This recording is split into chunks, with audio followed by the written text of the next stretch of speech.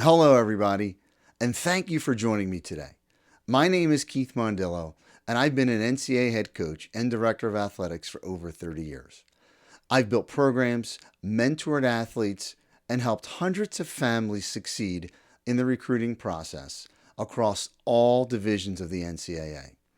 What we're seeing right now is unlike anything I've seen in my entire career.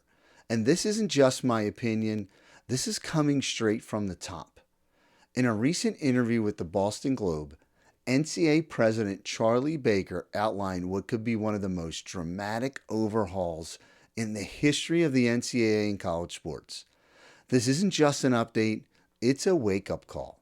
So, for right now, I'm going to break down exactly what's happening, how it will affect your student athlete, especially if you're looking at the Division 2 and 3 level, and what you need to do now. And before we go any further, download the 10-Step Jumpstart Recruiting Guide. You'll see it in the show notes below, or you can go to keithmondillo.com. That guide is your starting point. It's tactical, it's actionable, and it's completely free. Let's start with what everyone's talking about, the House versus the NCAA case. This proposed $2.8 billion settlement would pave the way for direct revenue sharing with college athletes. That means for the first time, schools would be able to, and in some cases required to, pay athletes a cut of the revenue that they generate. This is a massive shift. But here's the most important thing no one is emphasizing enough. The settlement's not finalized. Federal Judge Claudia Wilkin has not yet approved it. There are serious concerns, especially about roster caps and the financial aid legal implications across different states and divisions. So, families, this is not a set it and forget it moment. It's a watch closely and plan accordingly moment.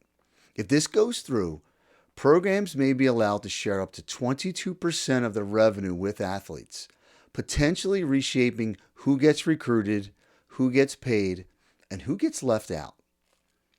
So, what does this mean for your athlete? With money comes evaluation. Coaches are no longer just evaluating skill. They're evaluating several things, starting with marketability, social media impact, academic stability, character and coachability, and long-term value to the program's brand.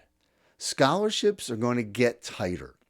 Roster spots will be budgeted like investments. Coaches will be forced to prioritize athletes who offer both performance and business upsides. A key takeaway is your athlete must bring value, not just talent to the table. This is not just about getting a scholarship anymore. It's about becoming indispensable in a competitive, financial, and strategic system. Another major shift is name, image, and likeness, known as NIL. President Baker has made it clear the NCAA wants schools, not third-party agents, managing NIL activity. That means less chaos, more structure, and more variations between schools. Some schools will have robust NIL platforms. Others will offer minimal support. There will be no one-size-fits-all NIL experience.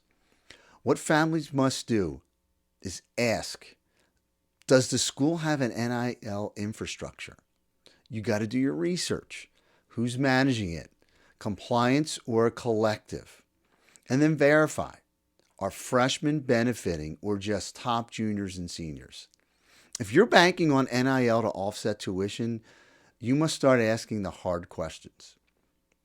Now let's talk about the two biggest recruiting disruptors right now, the transfer portal and extended eligibility. Coaches now can rebuild rosters overnight just by using the portal, and many are doing so right now. Why take a 17-year-old freshman when you can sign a 22-year-old grad transfer with 3 years of college film? Add to that the NCAA's ongoing legal battles over eligibility. And you've got 24 and 25-year-olds still on rosters, blocking young athletes from breaking through. This is critical If you're in the class of 2025 or 2026, you may not be a program's first priority anymore. Coaches are hedging their bets with transfers and older players. Your job is to find who is still recruiting high school talent and where you can actually fit in and grow. Let's address a curveball most families don't see coming, and that's state laws. Right now, over 40 states have their own NIL laws, tax codes, and athlete compensation rules. Some of these laws even conflict directly with the NCAA policy. What does this all mean? Two schools in the same conference can operate under completely different compliance and NIL rules simply because they're in different states. And you're wondering, why does this matter? Your NIL earning potential may vary state to state. Your eligibility status could be influenced by state law. And your athlete's experience legally and financially is now tied to location. Let me speak directly to my Division 2 and 3 families because this part is personal. I've coached and recruited at the Division 3 level for over 30 years. And here's the truth. You're in the crosshairs right now of this transition. As Division 1 schools shift towards revenue models, athletes who don't fit that mold will cascade down. The transfer portal will push more Division 1 players into Division 2 and into Division 3 programs. Roster spots will get tighter. Resources will be reallocated, and coaches at smaller programs will have to make harder choices and faster choices. The idea that Division 2 and 3 are fallback options is outdated. These levels now demand a smarter, earlier, more strategic recruiting approach than ever before. What you need is early academic and athletic positioning. You need real conversations with coaches, just not camp invites. A school-by-school roadmap based on fit, opportunity, and NIL support, and clarity on cost, merit aid, and whether you're truly wanted by the program. So what do you do now? This era of college recruiting is not just complex, it's volatile. That's why going into this recruiting process without a plan is no longer an option. What you need is a clear understanding of your athlete's real opportunities, a roadmap that includes NIL realities, roster dynamics, and academic fit, a timeline, not a waiting game, and professional support when you hit the wall. Families who plan win. Families who wait watch the door close. This is the moment to act. And I'm not just saying this to create fear. I'm saying this because I see it right now. I've seen some great families lose out, not because their kids weren't good enough, because they were late, unprepared, or uninformed, especially what's going on right now in the NCAA. The window isn't closed, but it's getting tighter, more competitive, and full of variables you can't afford to ignore. The answer is to start today. So what do you do now?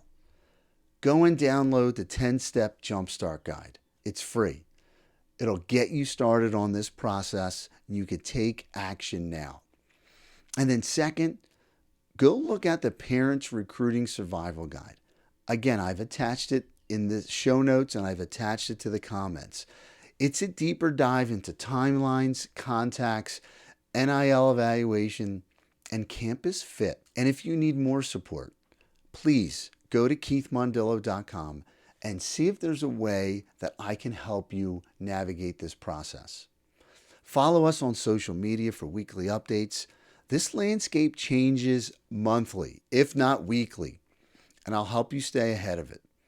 So recruiting isn't just about who sees your film. It's about who sees your value and whether your family is ready for the new rules of the game. Let's get your athlete the clarity they deserve and the future they've worked for.